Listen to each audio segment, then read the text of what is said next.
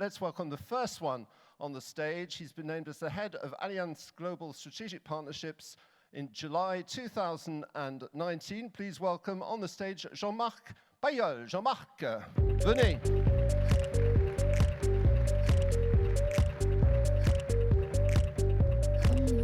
Now, Jean Marc, not only is this difficult because you've got 5 minutes, but you're also the first. So, and you can all start clapping on the last 5 seconds, if you see, to make sure he gets his stress levels up. Are you ready? Of course. Right, I'm going to start the clock.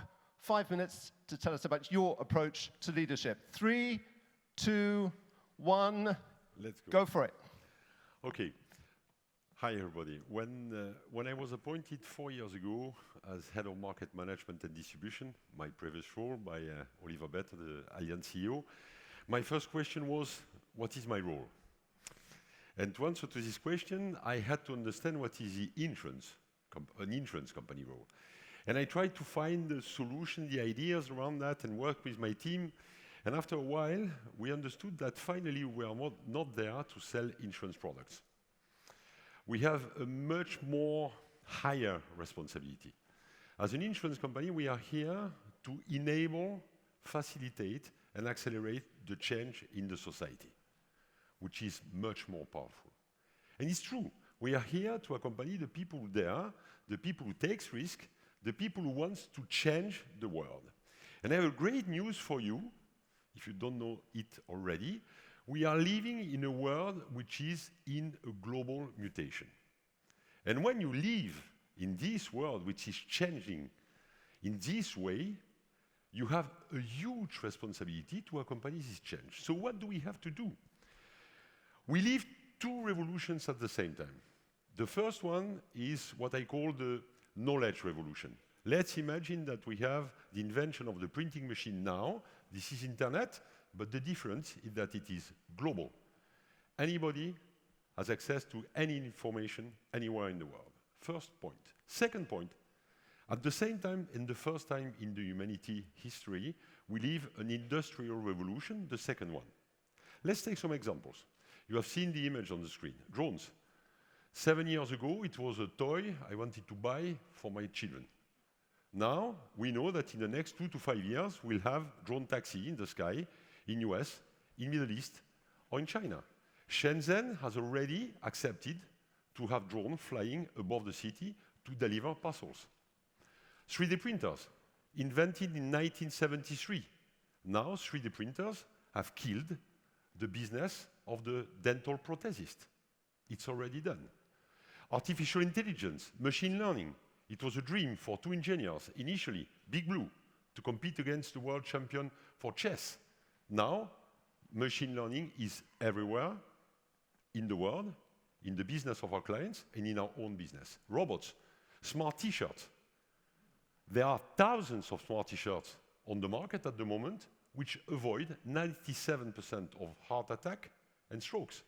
What will be the impact on our business? Enormous. So we live in this incredible mutation. And at the same time, we live with clients, business clients, retail clients, which has completely different needs and behaviors. For those who have children below 20 years old, they will understand what I say. I have 2 children below 20 years old. I cannot understand what they have in mind. I cannot understand their behaviors. And I have to adapt myself. It's exactly the same for us as a company. So what do we have to do? We have to do 3 things. We have to improve our business model, for sure. And we know how to do it. We do that for the last 150 years. We have to transform our business model based on this profit, using this profit to make it more digital, to be adapted to this knowledge revolution. And what is, from my point of view, even more important, we have to reinvent our business model. We have to understand how we can ensure usage and not ownership. We have to understand how we can increase prevention instead of taking care of the claims. We have to understand how we can make the business in another way. We cannot anymore continue to sell products to companies, SMEs, or retail people. We have to co-create with this company. We have to partner with this company. We have to accept to share the data with them, with the brokers, sometimes, with intermediaries, and with the clients, sometimes. We have to access to the data because we don't know what will be the risk in the future. So let's imagine that we come from a business which is based on the past to a business which is based on the future. If we are not able to improve, transform, to make profit and maintain our position, and at the same time invest to reinvent our business more, we'll die. And just to finish one example, e-scooters. 4 years ago, 4 guys in US decided to create 2 companies at the same time, Bird and Lime. No legal agreement, no regulation, no insurance.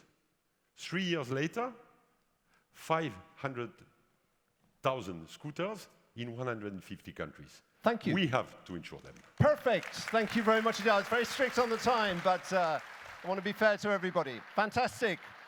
So making a new business model for this age of incredible mutations, if I quoted something you said.